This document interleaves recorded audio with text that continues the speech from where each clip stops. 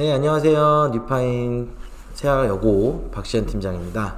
자, 이제 1월이 이제 마무리가 돼가고 이제 2월이 다가오고 있는데 우리가 이제 수학 공부를 열심히 또 하고 있잖아요. 수업도 들으면서 우리 세아여고 학생들 어떻게 더 효율적으로 세아여고에 맞게 또 수학 공부를 할 수 있는지에 대한 수학 학습 세미나를 진행을 해보도록 하겠습니다.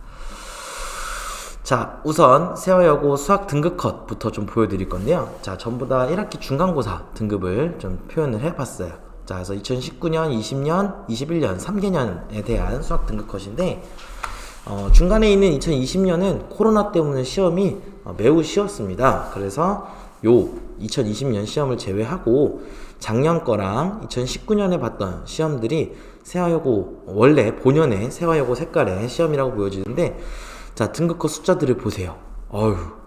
1등급 컷이 굉장히 낮습니다. 그래서 여기 인근에 있는 모든 고등학교를 통틀어서 세아여고보다 등급 컷이 이렇게 낮게 잡히는 학교는 거의 없어요. 그리고 우리가 알다시피 세아여고 시험이 어렵다 얘기는 정말 많이 들었죠.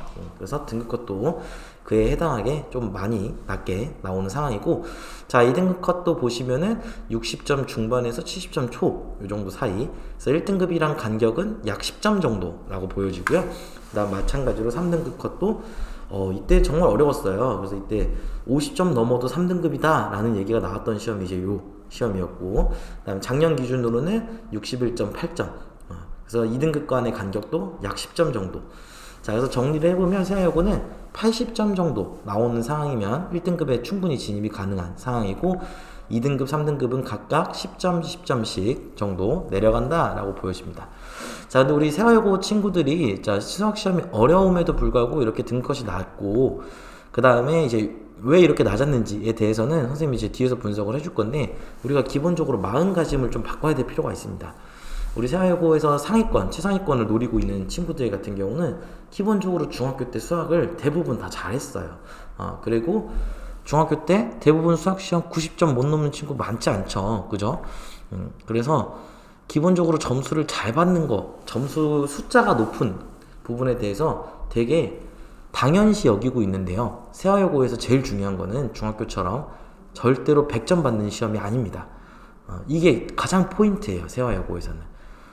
자, 근데 우리 여학생들이 남학생들도 그렇고 여학생들도 그러는데, 우리가 실제로 시험 상황에서 문제를 막 풀다 보면은 당연히 그걸 당연히 맞추고 싶고 이걸 틀려야겠다라는 생각을 가지고 시험을 푸는 친구들은 거의 없죠, 당연히. 자, 근데 세아여고는 넘어갈 문제들은 넘어가지고 선택과 집중을 해서 맞춰줄 문제들은 정말 정확하게 맞추는 게 너무 중요한 시험이에요. 그래서 왜 그렇게 되는지에 대해서 이제 문항별로 좀 분석을 해보면서 어떤 식으로 나왔길래 과연 선생님이 이런 얘기를 하는가에 대해서 좀 짚어보도록 하겠습니다. 자, 우선 작년에 봤던 지금 2학년 올라가는 선배들, 세아여고 선배들의 작년 1학기 중간고사에 대한 정오표인데, 자, 시험을 보고 나면 선생님이 이런 식으로 다 또 정오표를 만듭니다. 자, 그래서 작년에 또 우리 세아여고 선배들이 시험을 또 엄청 잘 봐왔어요. 자, 그래서 1등급이 작년 기준으로는 14등까지 1등급인데 11명이 저희 재원생에서 나왔었고, 그 다음 2등급도 38등까지가 2등급이에요. 그래서 순수 2등급은 24명 중에서 16명이 저희 리파인에서 열심히 공부했던 선배들 점수입니다. 자, 그래서 이 정오표를 기반으로 해서 선생님이 여러 가지 또 자료들을 만들고 분석을 해드릴 건데요. 자, 우선 첫 번째로 분석한 자료는 정답률입니다. 자, 여기 빨간색으로 되어 있는 최고 난이도 문항이라고 적혀 있죠. 자, 15, 16번은 정말 어려운 문제, 소위 말하는 킬러 문항입니다. 자, 그 다음에 14번과 서술형 4번은 노란색으로 칠해져 있는 1등급 결정 문항이고, 자, 서술형의 정답률이 더 낮은 이유는 감점 요소가 있었기 때문에 온전히 그 배점을 다 맞은 친구들은 조금 적어요. 그러다 보니까 정답률 상으로는 좀 더 낮게 잡히는 상황이고요. 그 다음 2등급 결정 문항은 7번과 13번, 그 다음에 서술형 3등급 결정 문항은 6번과 서술형 3번입니다. 자, 그럼 이게 문제가 뭐냐. 자, 잘 보시면은 1번부터 5번까지는 당연히 할만합니다. 그렇게 어렵지 않죠. 자, 근데 딱 뒤로 넘어가서 열심히 내가 이제 풀 마음으로 막 풀고 있는데 6번부터 어려워요. 자, 그리고 포인트는 어려운 문제들이 번호가 올라감에 따라서 계속 난이도가 올라가는 형태가 아니라 뒤죽박죽 섞여 있습니다. 자, 실제로 작년 2학기 중간고사 시험에서는 11번이 최고 난이도 문항이었어요. 자, 그 얘기는 뭐냐면 문제 번호랑 상관없이 난이도가 뒤죽박죽 섞여 있기 때문에 그거를 구분해내기가 굉장히 어렵습니다. 자, 그럼 그걸 구분해내는 방법은 뭐겠어요? 수없이 많은 연습과 내가 건져낼 수 있는 힘을 길러주는 게 당연히 필요하겠죠. 자, 그래서 여기 나와 있는 요 등급 결정 문항들을 좀 뜯어보면서 과연 어떤 문제였는지 한번 분석을 해보도록 하겠습니다. 자, 우선 작년에 이제 선생님이 분석했던 1학기 중간고사 분석 내용인데요. 자, 세하여고 시험 문제는 총 객관식 16개, 75점이고요. 그다음 서술형 4문제, 그래서 25점, 50분 동안 20문제를 푸는 시험입니다. 자, 실제로 문항수가 그렇게 부담스럽게 많은 문항의 개수는 아니지만 실제로 풀어보면은 우리가 한 문제에서 소요되는 시간이 그렇게 길지는 않습니다. 자, 그래서 시간 부족하다라는 얘기들이 꼭 많이 나오는 시험이에요. 난이도가 있는 시험이기 때문에. 자, 그래서 여기 아까 선생님이 표시해놨던 1등급, 2등급, 3등급 결정 문항이 같은 색으로 표시가 되어 있는데, 자, 시중 문제집이랑 난이도를 비교해보면은, 자, 제일 어려운 문제는 하이퍼가 시중에서 있는 문제집 중에선 가장 어렵다고 선생님은 생각을 해요. 그래서 하이퍼 정도 난이도의 문제고요. 그 다음 1등급 결정 문항은 블랙라벨, 그 다음 2등급 결정 문항은 TOT 절대 등급 정도. 자, 그 다음에 3등급 결정 문항들은 일품고쟁이 정도입니다. 자, 아까 선생님이 앞번호 때 좀 난이도가 있는 문제들이 출제가 된다 그랬는데, 요 문항들이 일품고쟁이 정도 되는 문항들이 6번에서 7번에서부터 나오기 시작을 합니다. 굉장히 빡빡하죠. 자, 그 다음에 세하여고 시험에서 가장 중요한 거는 이 부교재입니다. 작년에 이제 세하여고에서 부교재가 새롭게 다 바뀌어서 나왔어요. 새롭게 바뀌어서. 그래서 한 권의 책으로 학교에서 배부가 되는데, 자, 이 부교재가 시중에 있는 문제집들로 다 구성이 되어 있습니다. 자, 뒤에서 선생님이 몇몇 문제집들을 좀 보여드릴 텐데, 총 5권으로 구성이 되어 있어요. 자, 그래서 이 5권은 우리가 지금 겨울학기 때 수업하고 있는, 각 반에서 수업하고 있는 교재들이 전부 다 세하여고 부교재에 있는, 목록에 있는 교재들이다 라고 보여지고, 가장 많이 나오는 문제집은 고쟁입니다. 가장 많이 나오는 문제집은 고쟁이. 자, 그래서 보시면은 부교재 연결이라고 적어놓은 요 줄을 좀 보시면 대부분 다 부교재 이렇게 돼 있어요. 자, 그럼 여기 나와 있는 이 부교재 문제들만 내가 따박따박 다 맞췄다? 당연히 1등급입니다. 연계율이 90%나 되는 시험이기 때문에 여기에 있는 문제들만 따박따박 맞춰도 1등급에 무난하게 진입을 할 수 있어요. 자, 그리고 여기 하나 비어져 있는 4번. 자, 얘는 교과서 수준의 문제고요. 서술형 2번. 마찬가지로 교과서 수준의 문제입니다. 자, 그러니까 새로운 문제들이 선생님 저 처음 봤어요 하는 문제들이 절대로 어려운 난이도로 출제가 되지 않아요. 그럼 결국에는 대부분 부교재에서 문제가 나오고, 그 부교재에 대해서 얼마만큼 내가 정답률을 올릴 수가 있느냐가 가장 중요한 시험입니다. 자, 그래서 이제 문항들을 좀 뜯어보겠습니다. 자, 우선 최고 난이도 문항으로 나왔던 킬러 문항들 좀 먼저 볼 텐데, 자, 작년에 15번으로 나왔던 문제입니다. 기억, 니은, 디귿 문제로 나왔고요. 일단 기본적으로 어떤 마음 상태냐면 15번 정도 풀면은 일단 시간이 별로 없습니다. 일단 시간이 별로 안 남은 상태라고 봐야 돼요. 자, 그래서 이런 문제들이 있는데, 자, 얘도 부교재에 있어요. 자, 근데 되게 비슷하게 생겼습니다. 비슷하게 생겼는데 차이가 뭐냐면, 자, 요 문제, 실제로 기출돼 있던 문제는 소수 PQ를 근으로 갖는다 라고 돼 있는데, 얘는 서로 다른 자연수를 근으로 갖는다 라고 조건을 바꾼 거예요. 자, 조건을 바꿈으로써 보기들은 굉장히 어렵게 출제가 되고, 자, 여기 밑에 출처를 선생님이 적어놨죠? RPM 하이큐라는 문제집에 있는 세하여고 부교재에 있는 문항입니다. 자, 그 다음에 자, 이 15번을 풀고 나면서 또 멘붕이 왔을 겁니다. 자, 멘붕이 왔는데, 자, 그 다음 문제 16번 문제, 야, 정말 문제가 무섭게 생겼어요. 문제가 무섭게 생겼습니다. 자, 정말 다행히도 작년에는 이렇게 문제에서 겁을 줬기 때문에 딱 봐도 별로 풀고 싶지 않게 생겼잖아요. 그죠? 그래서 다행스럽게 많은 친구들이 잘 넘어갔습니다. 자, 근데 보편적으로 우리가 세하여고 시험이 교묘하게 어렵게 내는 문제들이 많아요. 교묘하게 어렵게. 되게 풀만하게 생겼는데 막상 풀어보면 굉장히 어려운 문제들. 그래서 그런 문제들을 넘어가는 게 필요하고, 그럴 땐 정말 눈을 감고 넘어가야 됩니다. 여기에 갑자기 내가 이 문제를 정복해서 풀어보겠다라는 마음으로 달려들기 시작하면 시험 점수가 굉장히 처참하게 나올 수가 있습니다. 그래서 이런 문제들이 발견되고 이건 어려운 문제구나 라고 판단이 되면 넘어가시는 게 제일 중요해요. 자, 물론 이거를 풀고 맞추는 친구들도 있을 수 있죠. 물론 있을 수 있는데 그것보다 16번이니까 객관식 마지막 번호거든요. 얘를 넘어간 다음에 서술형을 먼저 다 풀고 그리고 넘어와서 푸는 걸 추천을 드려요. 풀게 된다면 안 푸는 걸 추천을 드리고요. 우선 자, 그래서 1등급 결정 문항부터 차례대로 볼 건데요. 자, 1등급 결정 문항은 이제 14번 문항입니다. 자, 보시면 뭐 그렇게 많이 어려워 보이지 않죠. 자, 근데 얘가 1등급 결정 문항이 된 이유는 이미 마음에서 쫓기고 있기 때문입니다. 번호가 14번이기 때문에 마음에서 쫓기고 있는 상태이기 때문에 풀 수 있음에도 불구하고 오답이 좀 나오는 문제고, 얘도 마찬가지로 세화여고 부교재에 있는 문항과 좀 변형된 문제라고 보여지고요. 자, 고쟁이에 있는 문제입니다. 고쟁이에 있는 문제를 좀 바꿔서 출제를 한 느낌이고, 자, 그 다음에 서술형 4번. 자, 이때는 정말 거의 답안지 제출 기간이죠. 그죠? 그래서 이 친구도 보통 세화여고 선배들 시험지를 보면요, 서술형은 깨끗해요. 그럼 안 푼 게 아니에요. 시간이 없으니까 그냥 답안지에 바로 푸는 거죠. 깨끗합니다. 시간이 없기 때문에. 자, 그래서 요 서술형 4번 문항도 마찬가지로 세화여고 부교재에 있는 문제고요. 정말 비슷하게 생겼죠. 자, 고쟁이에 있는 문제입니다. 자, 그래서 고쟁이를 선생님들이 굉장히 강조하는 이유가 세화여고 부교재의 절대 다수의 문제가 고쟁이고, 그게 등급 결정 문항으로 출제가 되기 때문에 고쟁이에 대한 복습은 정말 중요하고요.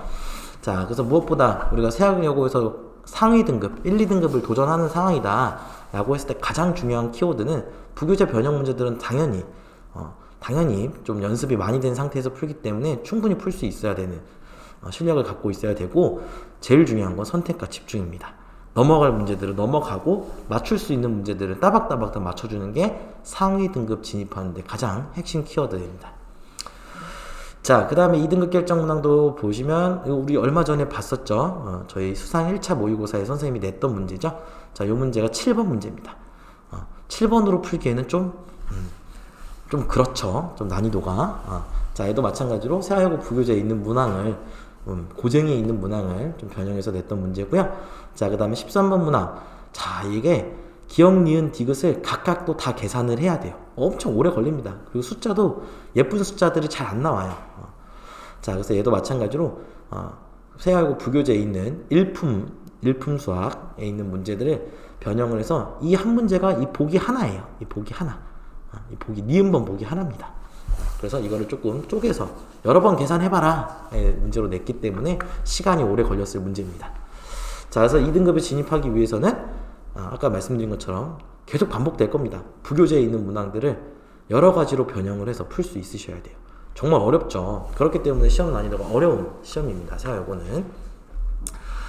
자, 그 다음에 마지막으로 3등급 결정 문항은 이것 때문에 많은 학생들이 많이 울었어요. 그러니까 6번인데 여기서 시간을 정말 많이 뺏겼습니다. 작년에. 자, 근데 여기 보면은 뺏길 수밖에 없어요. 세화여고 부교재에 이렇게 문제가 있습니다. 심지어 고쟁이 스텝 1 문제예요. 부교재에 있는데 여기 뭐만 씌워놨어요? 여기 절대값을 하나 더 붙여놨어요. 야, 얘 자체는 그렇게 어렵지 않습니다. 그지? 근데 여기서 넘어오면 기출로 해서 변형이 돼서 나오는 문제는 오래 걸립니다. 당황을 하기 쉽죠. 그러니까 여기서부터 멘탈이 후덜덜덜 되기 시작을 한 거예요. 그래서 아까 우리가 앞서서 봤던 2등급 결정 문항, 1등급 결정 문항 이런 데에서도 충분히 풀 수 있음에도 불구하고 시간이 없어서 못 푸는, 또는 다급한 마음에 실수를 범하게 되는 이런 상황들이 발견이 되는 거죠. 자, 그 다음에 마찬가지로 서술형 3번. 자, 요 문항도 부교재에 있어요. 정말 똑같이 있습니다. 그렇기 때문에 우리가 넘어가야 될 문제들을 빨리빨리 넘어가면은 부교재에서 본 문제들이 굉장히 많아요. 그래서 충분히 풀만한 문제들이 있고, 당황하지 않고 내 실력을 발휘만 할 수 있다면, 부교재 연습한 걸 발휘만 할 수 있다면 충분히 고득점으로 연결을 할 수가 있습니다. 자, 그래서 선생님이 세화여고 수학시험의 핵심을 좀 2가지 키워드로 좀 정리를 해봤는데, 자, 입에 닳도록 얘기를 했죠. 부교재는 정말 완벽해야 됩니다. 자, 부교재가 학교에서 나오기 전부터 완벽해야 돼요. 올해 거의 바뀌지 않고 나올 거기 때문에 부교재는 정말 완벽해야 되고, 저희 뉴파인에서 부교재 변형서가 3월달부터 수업으로 진행이 될 거예요. 자, 그 변형 문제들까지. 그리고 거기 나와 있는 변형 문제들 뿐만 아니라 이 문제가 이렇게 바뀌면 어떻게 풀어야 될지, 이렇게 바뀌면 또 어떻게 풀어야 될지들을 자꾸 고민하고 연습을 하셔야 됩니다. 자, 그 다음에 두 번째는 과감하게 넘어가야 돼요. 자, 처음에 선생님이 얘기한 것처럼 세아여고 시험은 100점 맞는 시험이 절대 아니에요. 넘어가고 풀 수 있는 것들을 먼저 다 정확하게 풀어낸 다음에 다시 넘어와서 앞에서부터 따박따박 풀 수 있는, 그래서 선택과 집중을 굉장히 중요한 시험입니다. 자, 그래서 우리가 그냥 과감하게 넘어가 하면은 넘기다 보면 정말 다 넘어가 버릴 수도 있잖아요. 그치? 그래서 어떤 문제는 넘겨야 되고 어떤 문제는 틀려도 괜찮은지, 또는 어떤 문제는 반드시 맞춰야 되는지를 그 감을 잡는 게 세아여고에서는 굉장히 중요하기 때문에 세아여고 학생들은 우리 학원에서 시험 볼 때마다 밴드에 선생님이 다 정오표 올려주죠. 이 정오표 분석이 정말 필수입니다. 꼭 하셔야 돼요. 어떤 문제들을 내가 맞춰야 되는 거고 어떤 문제는 틀려도 좋은지에 대한 그 느낌, 감이 반드시 있어야 돼요. 안 그러면 나는 불안하거든요. 왠지 그런 생각 들잖아요. 얘는 풀었을 것 같고 쟤는 풀었을 것 같은데 나만 못 푸는 게 아닐까? 이 생각 다 있단 말이에요. 그걸 객관적인 지표로 보여주는 게 정오표이기 때문에 반드시 확인해 보셔야 됩니다.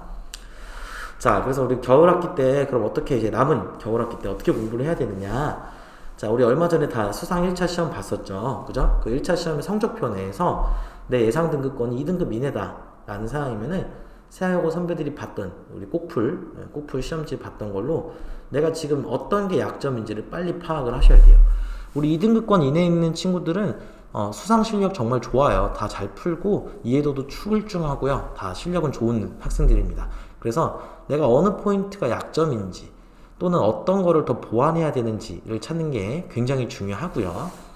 자, 그 다음에 모의평가 기준으로 3, 4등급권에 있는 친구들 같은 경우는 우리 지금 수업 시간에 나오고 있는 고쟁이나 뭐 마풀이라든지 아니면 1등급 수학이라든지 이런 시중문제집들에 대한 오답들이 정말 필요합니다. 이거 3월달, 4월달까지 가서 계속 하면은 암기 과목이랑 이런 거 할 때 시간 투자가 생각보다 효율적으로 될 수 없어요. 그래서 지금 오답들은 웬만하면 다 최대한 꼼꼼하게 해주는 게 중요하고요. 그 오답들이 내가 됐다라고 됐을 때는 셔플로 꼭 점검해서 우리 셔플 20문제씩 풀죠. 그지? 그래서 한 오답이 한두 개 정도 나오는 선까지가 연습이 되는 게 좋을 것 같습니다. 자, 그 다음에 이제 3월달 학교에 입학을 하고 나서는 이제 세아여고 부교재가 3월 중순에 학교에서 이제 책으로 나올 거예요. 자, 그치만 세아여고 부교재는 절대로 바뀌지 않습니다. 그대로 나올 거예요. 그대로. 자, 그래서 중간고사 범위 문제가 총 240문제입니다. 그래서 이 부교재가 스텝 1, 스텝 2, 스텝 3 이게 레벨 3개로 나눠져 있는데 총 240문제로 되어 있고 아까 우리가 말해줬던 고쟁이가 제일 많고요. 그 다음에 다른 시중 문제집들이 섞여 있는 부교재가 나올 겁니다. 자, 그래서 지금 우리 겨울학기 때 일부 세아여고 학생들은 세아여고 부교재를 미리 받아서 지금 풀고 있죠. 그게 학교에서 받는 부교재예요. 그래서 지금부터 푸는 친구도 열심히 또 풀어야 되겠죠. 자, 그래서 부교재가 바뀌지 않기 때문에 지금 받아서 풀고 있는 학생들과 앞으로 또 받아서 풀 친구들은 지금부터 여러 번 풀어서 반복 훈련하고 무엇보다 중요한 건 뭐다? 반복 훈련과 더불어서 어떻게 바뀔지를 생각하고 그거에 대한 대응책들을 다 마련을 해놓는 게 중요해요. 이게 얼마만큼 완성되느냐에 따라서 등급이 결정된다라고 해도 무방합니다. 자, 그래서 이게 작년에 유파인에서 썼던 세아여고 부교재 변형서고요. 자, 이 부교재 원본 문항들과 밑에 유사 문항들을 이렇게 붙여서 연습을 할 수 있게끔 진행을 하고 있고, 자, 이게 연습이 어느 정도 내가 됐다라고 하는 친구들을 위해서 세아여고 셔플, 부교재 셔플입니다. 부교재 셔플. 그래서 부교재 셔플을 또 반복 훈련으로 연습을 했기 때문에 우리 작년에 선배들이 시험을 정말 잘 봐왔었습니다. 우리 지금 2월달 마지막 이제 학교 가기 전에 1월달 다 열심히 잘하고 있는 거 선생님들 다 많이 보고 있고 선생님들도 다들 1학년 친구도 열심히 한다 라고 생각을 하고 있습니다. 자, 그래서 남은 2월달도 열심히 또 준비를 해서 목표하는 등급에 다 같이 도달할 수 있도록 그렇게 준비를 해보도록 하겠습니다. 감사합니다.